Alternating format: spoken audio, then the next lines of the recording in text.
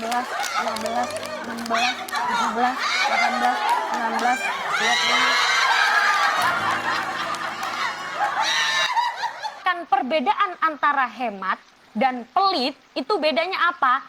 Persamaannya dulu ya, kita ambil persamaannya dulu. Hemat dan pelit itu persamaannya adalah sama-sama pengen ngeluarin uang sedikit, nggak mau keluar uang banyak.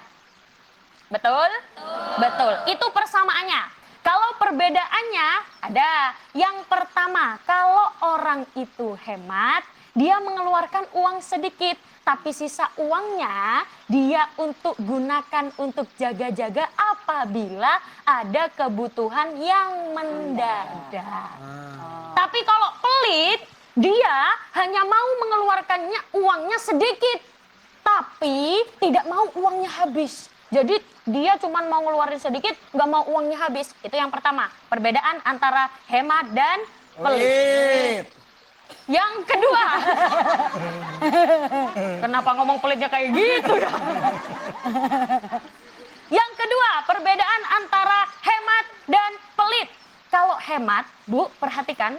Kalau laki-laki hemat dan perhitungan, dia tahu kebutuhan berapa untuk kebutuhan sehari-hari. Berapa yang harus dikeluarkan untuk kebutuhan sehari-hari. Tapi kalau pelit, dia enggan mengeluarkan uang untuk kebutuhan yang cukup sehari-hari. Itu bedanya hemat sama Pelit. Pelit, udah pelit itu. Yang ketiga, perbedaannya. Orang yang hemat, perhitungan, itu masih mau diajak sodakoh, Bu. Orang yang perhitungan itu tahu porsinya. Ini buat belanja, ini buat makan, buat uang jajan, buat pendidikan. Dan dia masih mengeluarkan untuk sodakoh. Tapi kalau orang pelit,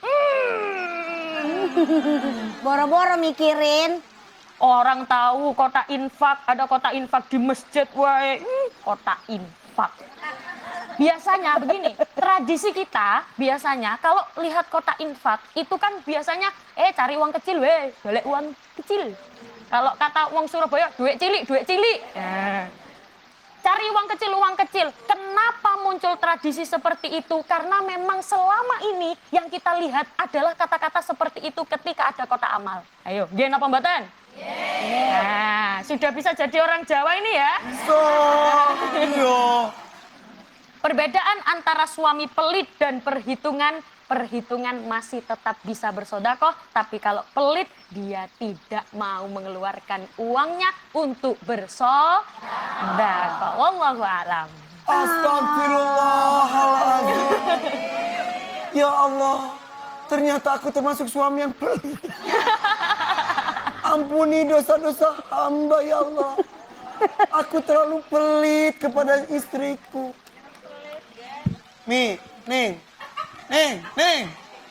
itu uangnya. Itu uang suamiku loh. Kalau udah keburu pelit harus gimana?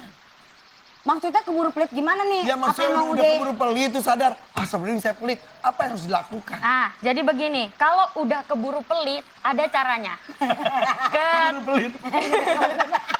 Jadi ada kan orang itu terjerumus dalam suatu kegiatan atau kebiasaan yang jelek. Cara keluarnya yang pertama, dipaksa. Karena kalau tidak dipaksa, dia tidak akan terbiasa. Kalau ingin terbiasa jadi orang solih, jadi orang yang baik itu tidak semerta-merta tiba-tiba jadi baik. Semuanya bermulai dari paksa, dipaksa yang akhirnya menjadi terbiasa. Kita sering dengar orang bisa karena terbiasa. Oke, kalau gitu Ibu ada mau nanya lagi nggak? Ibu, hati-hati kesungkur Bu itu. Silakan, ada mau nanya, silakan.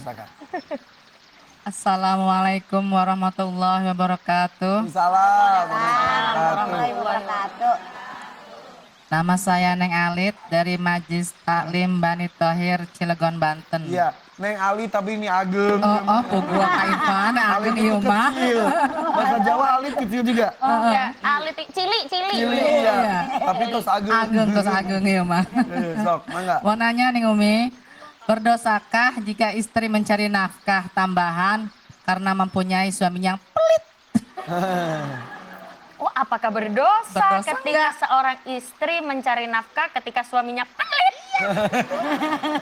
Jadi begini, istri bekerja atau tidaknya itu sebenarnya harus izin kepada suami terlebih dahulu. Tetap harus minta izin. Mencari nafkah kan berarti bekerja ya, Bu ya? Ya. Bekerja tetap harus minta izin, dan yang boleh memberikan izin cuman suaminya. Jadi kalau misalkan suami nggak ngebolehin ibu untuk bekerja, ya ibu masih belum boleh untuk bekerja. Tapi kan sekarang mah bekerja mah itu ya udah bisa di rumah ya. Sekarang bekerja di rumah udah bisa sambil melakukan kewajiban. Karena pada hakikatnya ibu ini seorang istri yang punya kewajiban terhadap suami dan juga anak.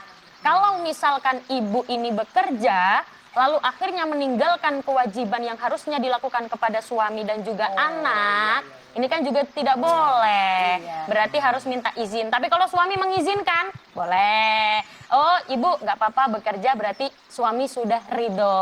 Oke, tapi intinya pokoknya kalau istri kerja tuh kagak dilarang. Yang penting minta izin dan direstuin sama suaminya. Ya, tapi Yang kalau- juga kerja juga nggak usah selalu keluar rumah, di rumah juga bisa ya. Bisa.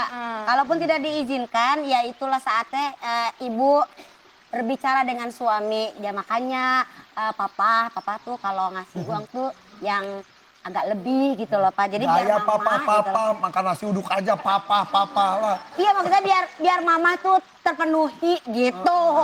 Gitu ya Bu ya? Ya. Tapi tetap Kasih, kalau Umi. mau kerja harus minta izin ya. Oke. Si ibu geli banget lihat kita ngomong. Apakah suami pelit termasuk KDRT kekerasan dalam rumah tangga? Apakah pelit itu termasuk KDRT ya? Hmm. Kita angen-angen dulu. Kalau bahasa Jawa itu namanya angen-angen. Angen-angen. Angen-angen Angen-angen itu naon? itu kita mikir. Pikir-pikir. Kita pikir-pikir dulu. Pikir-pikir Jadi dulu, begini, oh. di dalam Al-Quran itu ada wa alal mauludi lahu rizquhunna wa kiswatuhunna bil ma'ruf.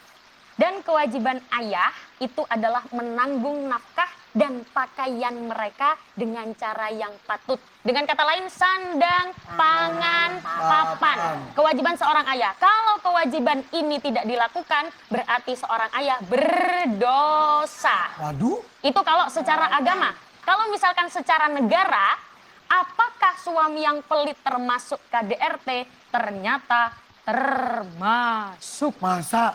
Gimana ceritanya? Jangan tepuk tangan dulu ya Ibu. Dikit-dikit tepuk tangan. Dikit-dikit tepuk tangan. Nggak, soalnya itu kan Gimana ceritanya? nggak memenuhi kewajiban. Tak. Jadi sesuai dengan Undang-Undang Nomor 23 Tahun 2004 Wih. tentang penghapusan kekerasan dalam rumah tangga.